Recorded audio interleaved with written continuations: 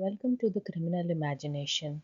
This series, Crime and Civilization, begins with a simple question. What if the true purpose of law is not justice but control? Across centuries, crime fiction has recorded the political fears of its age, from cursed kings and cunning thieves to corrupt judges and silent witnesses. Each episode investigates how power operates through a narrative, what it hides, who it condemns, and what happens when the system turns inwards and begins to devour itself. When Daniel Defoe published Robinson Crusoe in 1719, he may not have known he was creating a mythology that would outlast empires. Framed as the solitary adventure of a mariner who survives a shipwreck and carves a new life out of a deserted island, Robinson Crusoe has since been enshrined in the Western canon as a tale of resourcefulness, faith, and the triumph of the human spirit. But there is a quieter truth lurking beneath the sand and scripture. This is not simply a story of survival, it is a story of possession. It is not about isolation, it is about conquest. It is not a meditation on faith, but a doctrine of empire disguised as divine providence. In this episode of Crime and Civilization, we turn to Robinson Crusoe not as an adventure tale, but as a political document, a blueprint of colonial modernity. And through the lens of Frantz Fanon, the revolutionary psychiatrist and theorist of decolonization, we uncover the deeper violence inscribed in this seemingly innocent text. We argue that Robinson Crusoe stages the imperial settler as both legal subject and criminal actor, founding property, law, and order in the name of civilization while committing acts of epistemic, territorial, and ontological violence. This is not a castaway tale, it is a crime scene, and the island is evidence. The first thing to understand about Robinson Crusoe is that it is not about nature, it is about law. From the moment Crusoe sets foot on the island, he does not simply adapt, he legislates. He builds fences, constructs rituals, regulates time through calendars and journals. He imposes discipline not only on the landscape but on himself. He becomes sovereign. But what gives him this right? This is the paradox at the heart of settler colonialism. The settler claims legitimacy through abandonment. Because there is no government, he creates one. Because there is no law, he becomes the law. Because there is no civilization, he performs one into being. But as political theorist Carl Schmitt noted, the founding act of every legal order is a violent act of land seizure, the nomos or distribution of space. Crusoe performs a silent version of this. There are no flags, no guns, no treaties, just fences, naming, labor. And in this subtle substitution, law without consent, sovereignty without subjects, he constructs a legal fiction that will shape centuries of colonial ideology that civilized ownership can emerge from wilderness. This is, in truth, the first crime, the legal invention of property on stolen land. Defoe saturates the narrative with religious language. Crusoe often invokes divine providence. He thanks God for his survival, prays for deliverance, and even uses scripture to justify his decisions. But what Fanon would urge us to see here is the mask of legitimacy. Colonial violence, Fanon argued, does not wear the face of barbarism, it cloaks itself in moralism. The colonizer believes himself to be a benefactor, chosen by God, driven by duty, acting for the good of those he subjugates. Crusoe in this model is not a criminal, he is a missionary of modernity. But the question Fanon would ask is not whether Crusoe believes himself just. The question is who benefits from that belief. Providence, in this sense, becomes a justification machine. It is the divine logic that permits conquest without guilt. Providence transforms accident into destiny, misfortune into mandate. Crusoe does not simply survive, he ascends, and in doing so, he sanctifies possession, turning occupation into a holy act. Perhaps the most infamous moment in Robinson Crusoe is not the shipwreck, or the building of the hut, or the planting of grain. It is the moment Crusoe encounters another human being and calls him Friday. It is a small act, a single word, but it contains the entire machinery of empire. Friday is not asked his name. He is not treated as an equal. He is renamed according to the day of his rescue, as if his identity began in that moment. Fanon, in black skin white masks, offer a brutal insight into this gesture. For the colonizer, naming is not communication, it is domination. To rename is to override, to speak is to impose meaning. Friday becomes a cipher, a body upon which Crusoe can project civilizational hierarchy. And here we see Fanonian concept of ontological subjugation at work. Friday is not merely subordinated in political or social terms. He is unmade as a subject. He learns to speak in Crusoe's language, to pray to Crusoe's God, to obey his orders. His gestures of gratitude and loyalty are celebrated not as friendship but as signs of successful civilization. But from Fanon's perspective, this is not education, it is annihilation. Crusoe does not rescue Friday, he erases him and replaces him with an imitation of himself. Fanon's most powerful critique of colonialism lies not in its guns, but in its psychological weapons.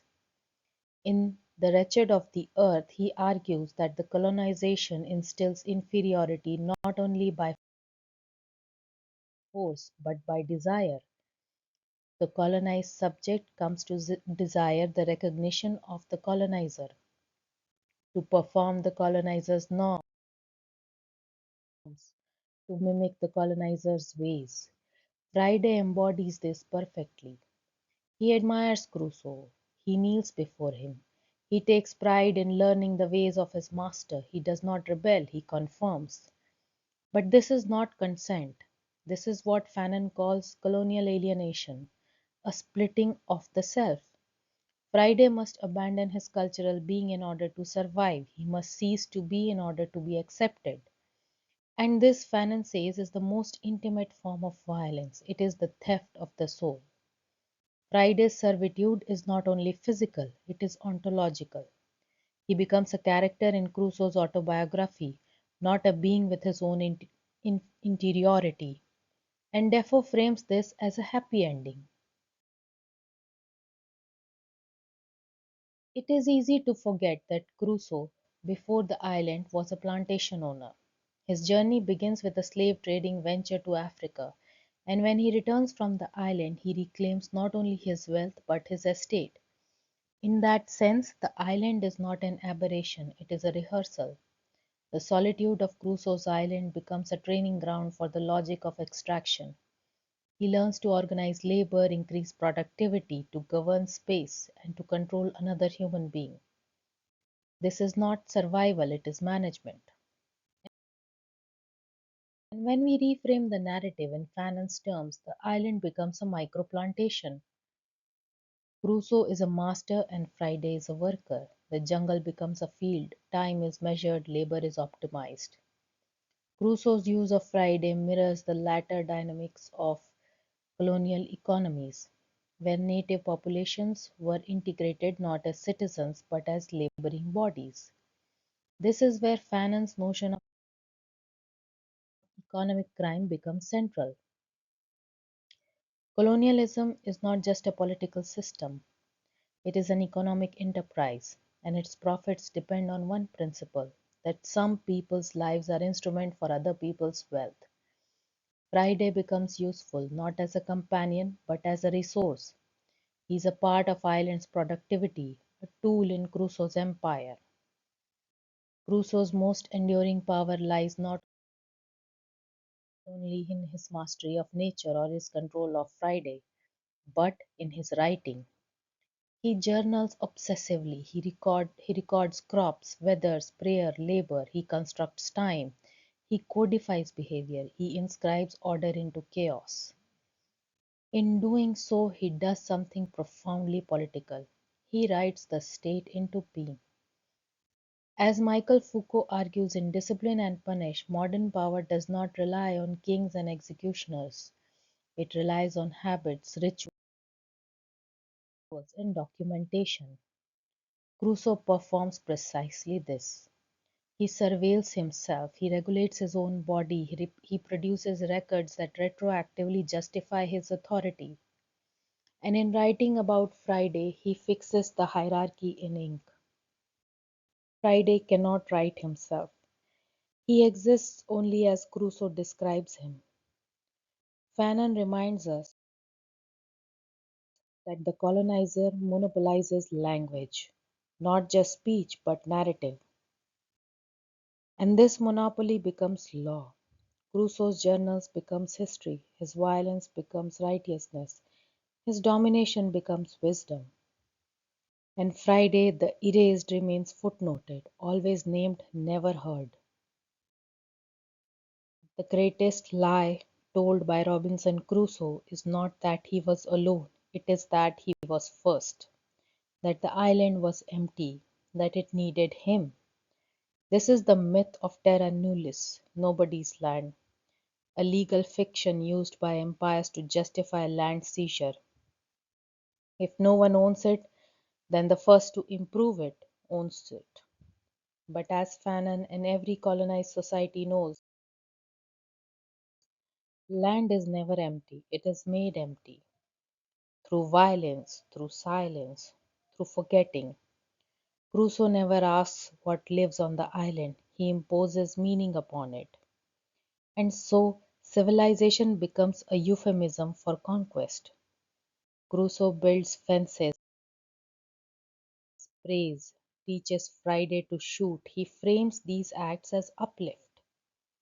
But what Fanon shows us that civilization under colonial conditions is a code word for hierarchy. It is not about progress, it is about power. Crusoe's hut is a palace, his calendar a court, his prayers a constitution. He needs no parliament, he is already a king. So why does it matter? Why read Robinson Crusoe not as an adventure but as indictment? Because Crusoe never really died. He never stayed on the island. He returned with his journals, his plantations, his profits, and the world read them, and the world imitated them. Crusoe became the model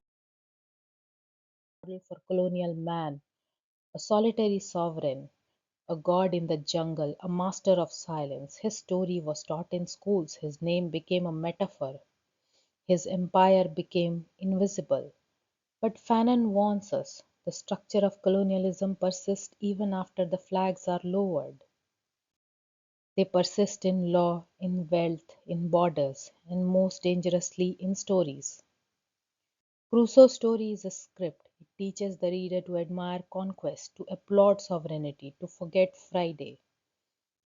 And in doing so, it reproduces the colonial gaze. Even now,